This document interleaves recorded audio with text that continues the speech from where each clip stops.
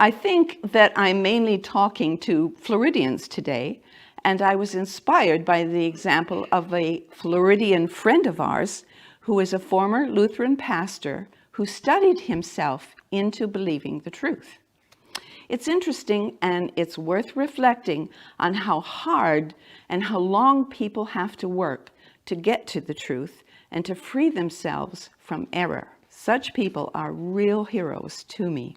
This man, after learning the truth about God and Jesus and where the dead are and what our reward is, wrote to every single one of his fellow students from seminary, asking them to look into these matters, challenging them with the truth and telling them what he'd found.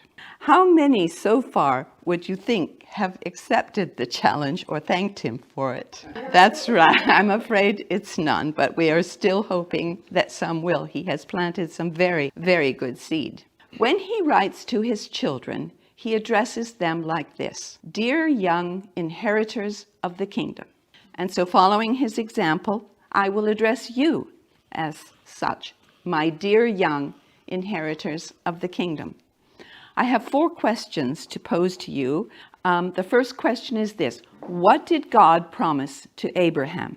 Genesis 13, 14 and 15. And while you're in Genesis, could you read 17 and 8? We want to trust but verify.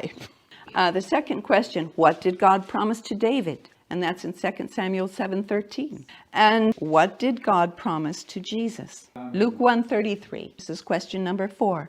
What did God promise to the meek? What conclusions can we draw? We are all to inherit the same thing, which means that we shall be together, which means that we will get to meet each other. It will be an awesome thing to meet Abraham. It began with him. He's an amazing hero in the faith, the father of the faithful. He's like George Washington, only even more so. I have a friend who gave a talk recently on Abraham, and someone said to her, "Do you know, I've been in church all my life, and I don't think I've ever heard someone speak about him." And my friend, after doing a study on Abraham, said, "I love Abraham." So, my dear young inheritors of the kingdom, I will leave you with some homework, a puzzle, a mystery, something to sort out. In Galatians 3:8, it says that the gospel was preached or declared to Abraham. How on earth was that possible?